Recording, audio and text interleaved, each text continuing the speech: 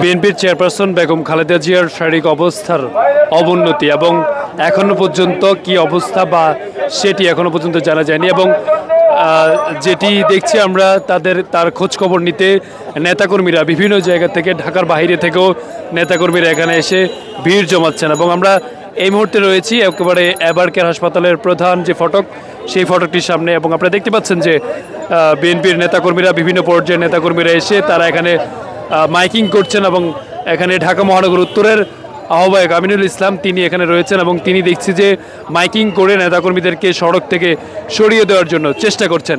এছাড়া যদি বলে রাখি সেটি হচ্ছে যে এখানে গণমাধ্যম কর্মীদেরও ভিড় রয়েছে। গণমাধ্যম কর্মীরা বিভিন্ন তথ্য সংগ্রহ করে কিন্তু আপডেট দিচ্ছেন।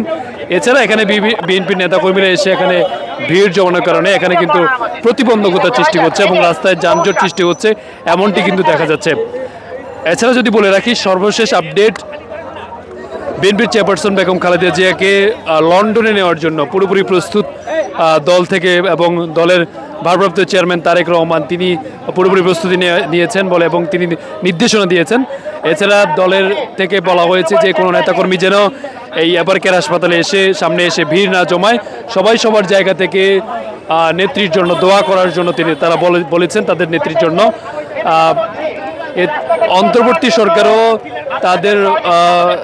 অন্তর্বর্তী সরকারও খালেদা জিয়ার সকল চিকিৎসার খোঁজ খবর নিচ্ছেন।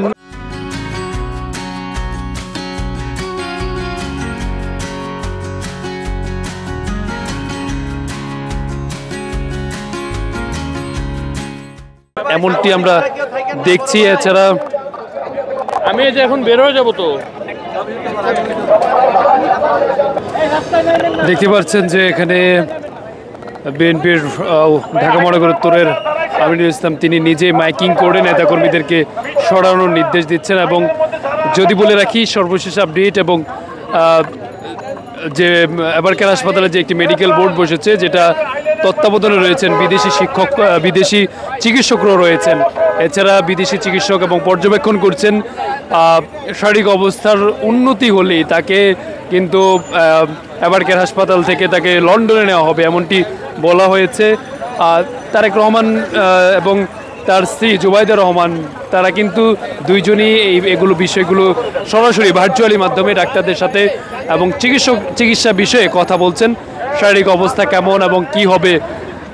তারপরে যেটি বলা হচ্ছে যে শারীরিক অবস্থার আসলে উন্নতির দিকে যাচ্ছে না, যেহেতু তার নিবিড় পর্যবেক্ষণে রয়েছেন ডাক্তারদের এবং এছাড়া তার যে বিভিন্ন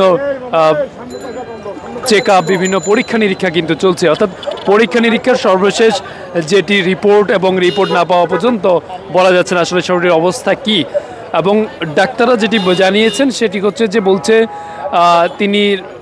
ডাক্তাররা কোনো কিছু নির্দেশনা করলে তাহলে কিন্তু তিনি সাড়া দিচ্ছেন, এটাই কিন্তু আসলে সর্বশেষ তাদের পক্ষ থেকে জানানো হয়েছে। কিন্তু এছাড়া চিকিৎসকদের মেডিকেল বোর্ড থেকে এমন কিছু জানানো হয়নি এবং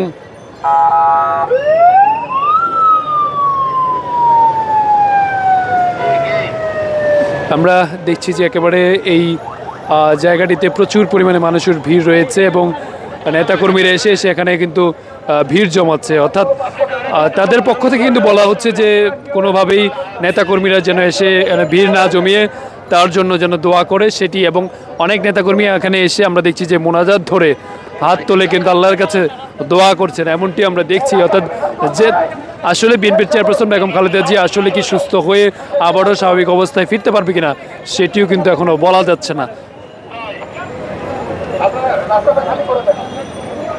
ভাই আপনি কারে ডাকেন? বাবু ভাই বলেন